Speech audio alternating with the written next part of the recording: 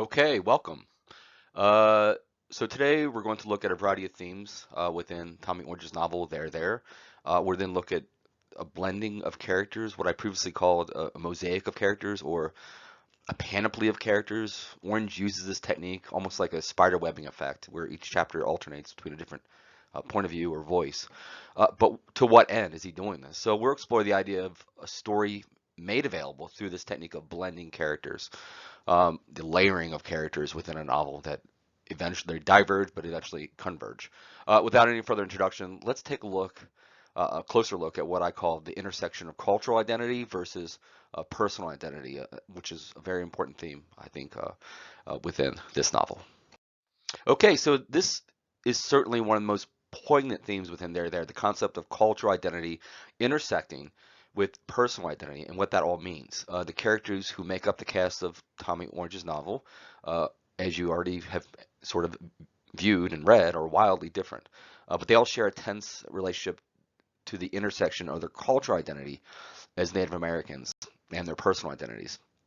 Orville Redfeather in blue and Edwin Black are each shown worrying that they are not native enough or are native in the wrong ways and must reconcile what they know to believe about themselves with their idea of what it means to be part of a native community. As Orange's characters try to make sense of who they are within the native community and outside of it, Orange argues that discovering one's place in a larger cultural identity can help that person to understand who they are on a personal level. So 14-year-old Orville Redfeather has been all but barred from learning about his family's Indian heritage by his great aunt and caretaker Opal. Opal believes that, quote, learning about your heritage is a privilege, unquote, which their family does not have. So there's great tension that exists between these two things.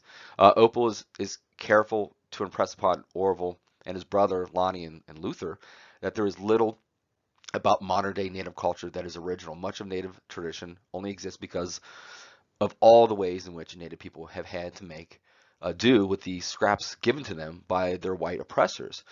Though Opal tries to shield Orville from the difficulty of navigating a cultural tradition with roots in pain, trauma, ostracism, Orville is drawn to the Native part of his identity. Through the internet, he learns about Native culture and memorizes Native dances. He digs out some old regalia from Opal's closet and, together with his brothers, plan in secret to attend an upcoming big Oakland powwow. Most mysteriously of all, Orville finds that an itchy bump on his leg is full of spider legs. He does not know that when his great aunt Opal was a young girl, she found the same phenomenon on her own body. The spider leg incident is symbolic of how one's cultural identity is part of them, but for better or worse, even if kept hidden. The emergence of the spider leg symbolizes the fact that Orville is ready to embrace his heritage he's been denied all his life.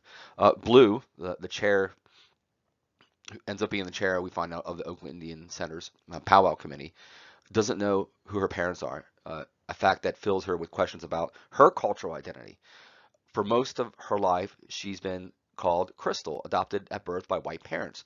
She grew up in an affluent Oakland suburb. At 18, when her adoptive mother revealed the name of Blue's birth mother, Blue began a quest to find out who she really was. Her journey in search of her Cheyenne roots led her to Oklahoma, where she married a native man and was given an Indian name. But after her husband Paul became abusive, she fled back to Oakland. Her journey of self-discovery, I think that's an important sort of theme within her story and point of view, resulted in pain and trauma, but rather than turn away from the heritage she discovered in Oklahoma, she continued to embrace her culture in Oakland and gave her time, energy, and love to Native community there. She chooses to approach her connection to her Native identity as an extension of her personal identity, bringing it to the lessons she's learned throughout her life. So with her point of view, Blue, we get the separation, the divergence, so the separation or going down different paths of culture identity versus personal identity, but eventually with her, we get the convergence of that as well. So she's an interesting character in the blending, the intersection of cultural and versus personal identity. Raised by a white mother in a total ignorance of her native father is Edwin Black. Uh, he's been searching all his life for hints of who he might be, but has failed to construct a viable personal identity that allows him to thrive in the world. After a promising start to an academic career in Native American literature, Edwin has hit a wall. He is a recluse who spent most of his time on the internet living in his mother's Karen's home and avoiding the outside world. He successfully contacts his biological father Harvey through Facebook, but after confirming that they are related and learning what tribe Harvey belongs to, Edwin backs off from the communication, afraid of the real connection might look like. When readers first read Edwin, he has been constipated for over a week. This constipation serves as a metaphor for the ways in which Edwin has been holding himself back from the world around him, failing to understand on any real level who he is inside. Edwin's mother, worried about how much time her son is spending online, confronts him about the changes he needs to make in his lifestyle. Edwin applies for a job at the local Indian center, begins doing exercises in his room, and resolves to eat more healthily. As the barriers between Edwin and the rest of the world break down, he's at last able to have a bowel movement, which is symbolic and feels as if he's finally moving forward in life. Sort of the metaphor of that. As the novel progresses, Edwin becomes part of the powwow community at the Indian Center, and through the planning is able to connect with his biological father Harvey and with his coworker Blue, who turns out, in a surprising twist of events, to be his half sister. As Edwin learns more about his cultural history, he comes out of his shell and begins pursuing his passion, writing fiction. As he learns more about his people, he last allows himself finally to care about something real, to develop his identity as an author and storyteller, and to thrive through his newfound connection to his larger native community. So it's interesting. It's almost as if Edwin is actually almost autobiographical of Orange, the author of There. Through the example of these three main characters, uh, Orange extends empathy to those who wrestle with the feeling of their personal identity is devoid of culture identity. In examining ways in which these characters have distinguished themselves, and also distanced themselves or have been distanced against their wills from native culture, and the ways in which they try to reconnect with that, Orange shows how cultural identity can enliven one's personal identity, bringing a new sense of purpose into their life. Okay, so really the biggest takeaway from this idea is the loss of their cultural identity, right? Native Americans within there. That's what Orange is really trying to communicate to us. This theme of that Native Americans have lost their cultural identity and therefore have no personal identity. And that's really runs the breadth and the spine of this entire novel, that idea, that conflict that exists between one's cultural identity and their personal identity being reflected at the same time. Okay, the spider's web is a home and a trap, if you remember that quote from within the novel. Throughout the novel, Orange uses his characters to show how storytelling and memory are indispensable parts of Native American culture and tradition. Even though the history of the Native American people is a difficult and painful one, Orange's characters find that they cannot escape the traditions of storytelling and collective memory, which allow their families and communities to survive. Throughout the novel, Orange argues that collective familial community and cultural memories and stories are absolutely necessary in sustaining a set of traditions under constant threat of erasure. So, if you think about the idea of memory and collective memory, which is definitely a strong sort of idea within this novel, uh, if one doesn't have really a history, a cultural identity that we spoke about before, and therefore a personal identity, right? Then they have no history. But that's why it's so critical to hold on to the oral history and the collective memory. The characters within there are, for the most part, lonely, poor, and in search of a way to reconcile their personal identity with their cultural heritage. So again, that intersection. For many of them, storytelling and retreating into memory is a way of both sustaining the past and muting the pain of the future. And I would even argue the present. The most passionate storyteller among the many characters of There is Dean, uh, an aspiring filmmaker who wants to carry on the project his uncle Lucas failed to finish during his lifetime by gathering the stories of the urban Indians who make up the Oakland Native community. So that's an important idea too, the idea of urbanization of Native American Indians, right? The idea that they're leaving the reservation only to end up in a sort of quasi pseudo urban reservation. So Dean is desperate to collect these stories as a way of asserting his community's resilience and rich history, and tells the people he interviews that he doesn't care what kind of story they tell, long, short, happy, or sad, as long as it provides a window into how they experience being native and being from or living in Oakland. As Dean collects stories a couple times, even from other characters in the novel, such as Over Redfeather and Calvin Johnson, Orange examines the role Dean is taking on. Dean wants to give voice to other stories. So he wants to give voice to the voiceless and seeks to amass and preserve them for the good of the larger community. So writing down, creating a history, writing down this collective memory uh, to preserve their heritage, both their personal heritage but also their cultural heritage. Dean doesn't tell his own story on film though. Rather, towards the end of the novel, he films himself looking unblinkingly to his uncle's camera and, quote, unflinchingly stare into the void of addiction and depravity, unquote.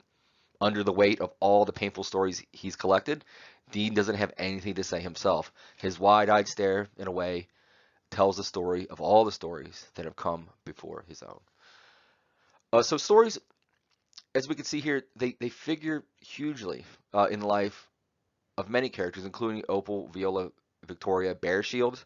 If you remember, her mother Vicky once told her and her sister Jackie Redfeather that they shouldn't ever not tell their stories. And throughout their lives, the sisters reckon with the directive in their own separate ways. Opal, charged with raising Jackie's three grandsons after Jackie's daughter Jamie commits suicide, doesn't teach the boys, any of them, very much at all about their native heritage. So she's allowing that sort of it to wither away. She doesn't tell them any stories about their people or even their family. So that's an important idea. Again, to reiterate this, I think it needs to be underscored. The idea of story to keep cultural heritage and personal identity alive. Having witnessed the pain in every branch of her family tree and the larger struggles the Native community in Oakland faces, Opal has decided that some stories are better left untold. However, she fails to see the ways in which her stories could help guide and even prosper her grandsons, even as she finds herself retreating more and more into the stories from her past during her long days working as a mail carrier. Edwin Black, his character, also highlights the importance of storytelling, albeit in a slightly different way than the novel's other characters. He begins writing short stories midway through the novel. He's long wanted to do to put on paper the idea in his head, but has been too daunted by fear of failure to do so until he begins working at the Indian Center and trying to get his life together. Edwin Black is arguably the most educated character in the novel, having earned a master's degree in Native American literature. His desire to be a fiction writer differentiates him from the other characters who go to stories or the stories of their parents or ancestors. But Edwin is spinning these new tales, is participating still in the tradition of making sense of the trauma, pain, and even, like we mentioned before, erasure of Native Americans faced by telling the stories of their lives. So story, collective memory, being cast into the realm of story to preserve cultural heritage in order to extract personal identity. Important things within there. And just a quick reminder, I know this is sort of there's a whirlwind of these cast of characters, this panoply, this mosaic of story that requires uh, all these characters seemingly. This is a personal aesthetic, a technique of novel writing on Orange's part. I think that he gives great fidelity to that idea of alternating the characters in order to tell their personal story, for their personal story to stand forward for their cultural history and cultural memory and connectiveness. Uh, as a way for them to sort of express themselves, to achieve some sort of personal identity. There's a lot of characters that he's using to build that idea. So if you need that map that I have, the character map to sort of make sense of all these characters, just let me know. So in the early pages of there, it seems Orange is hopping and skipping around through the perspectives of various Native Americans living in Oakland, as we already know, urban Indians, as they often call themselves, highlighting the disparate and isolated points of view. So these different points of view. As the story deepens, however, it becomes clear that all the characters are interconnected, that webbing effect, right? That mosaic, by their occupations, by chance, and even by blood, as we come to learn. As the story builds towards a giant powwow, during which nearly all the characters find themselves collected in the Oakland Coliseum, Orange argues that not only are people connected in ways they often can't begin to imagine, but also that the connections which ripple through the world have the power to change lives for the better. The complicated connections between the characters of there at times seem too coincidental to be real. Through the various twists and turns in the narrative, which both retroactively and in real time reveal unlikely connections between coworkers, strangers, and family members, Orange makes a larger comment. So this is important commentary on how interconnected not just the Native community is, but the world more largely is, and highlights the deeper importance of old adages that instruct people to love their neighbors and respect strangers as they love and respect themselves. Jackie Red Feather, who gives birth to a child conceived on Alcatraz, uh, with the slightly older Harvey, gives that child up for adoption and never sees Harvey again. The child, Blue, is adopted by wealthy white Oakland residents and grows up in a lap of luxury. She later goes on to take a job at the Oakland Indian Center in hopes of reconnecting with their heritage, where she meets, as we know, Edwin Black, who has just reconnected with his father he never knew through Facebook, a man whose name is Harvey. Blue and Edwin, unlikely siblings due to the sharp differences in their age and demeanors, nonetheless feel an uncanny sense of familiarity and connection with one another. So then we get Tony Loneman and Calvin Johnson are both roped into a dangerous group of drug dealers run by Octavio Gomez. So more characters building here, who is at first glance is intimidating and frightening figure, but who later is revealed to be suffering his own pain and trauma related to the death of his father, mother, brother, and cousin, and the loss of his cousin as well, his other cousin.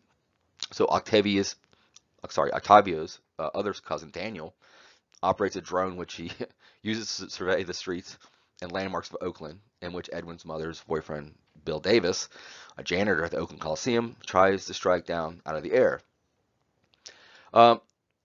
So this grouping of characters demonstrates the idea that people are interconnected in surprising ways, something Orange is trying to underscore here, often without even knowing it. Tony and Calvin's involvement in Octavio's scheme seems to be about a callous act of robbery, but in fact, Octavio is trying to get the money for his family. So then we have Orville Redfeather's life also proves that people are interconnected and that such interconnectedness is often for the better. Orville's great aunt Opal was once in love with a young man named Lucas who left with barely a word to go live in Los Angeles. Lucas is also Dean's uncle, and Lucas returns to Oakland near the end of his life, allowed him to leave Dean his camera and pass on his tribal regalia to Opal, who later bequeaths the regalia onto Orville. So this connection and collection of characters represents the way in which the objects, stories, so coming back to story, and legacies people pass down to their children, relatives, or family friends can have an unforeseeable and even remarkable impact on the future and influence the connections they could never have possibly imagined. So again, coming back to the idea of connectedness, the idea of building connectedness to allowing one to understand their cultural heritage, the idea of to understand your cultural heritage, you have to have stories, right? So you have to have the legacy that you pass to your children, both as we see with the regalia, but also through story, through this collective memory. And then from that shared heritage, cultural heritage, you're able to build personal identity. Uh, Important connections, this interconnectedness of all the characters, this panoply and cast of characters within a novel that are seemingly disparate, but all converge at some point within the novel. Okay, questions as always. We sort of went through a lot, sort of a whirlwind of understanding these characters, their interconnectedness, seemingly by chance or kismet, but it being sort of prescribed almost in a way that they come together. And the reasoning why it's important for us to understand their interconnectedness, right? Their cultural heritage made available through connectedness, through story, through collective memory that allows personal identity to emerge. Something that's been taken away from them as they moved away from the reservation into the urban sort of environment of Oakland. That they're trying to reconnect with that. Orange is telling us that it's important for people who's been displaced so tragically in a way and egregiously for them to reconnect with themselves, something that's been taken away. If you remember that cartoon that I put on, showed you the newspaper cartoon of, are you Indian? You don't look Indian. Where's your, all these stereotypes that we think of, right? That because there's been a lot of the images of Native American people have been culturally appropriated by the white power structure through sports teams and other sort of movie stereotypes have been perpetuated. So email me if you have any questions or concerns or points of clarification. Also, be sure to respond to the in-class reader response in Blackboard. And you can see the email instructions for that. Okay, guys, let me know if you have any questions. Talk to you later. Bye.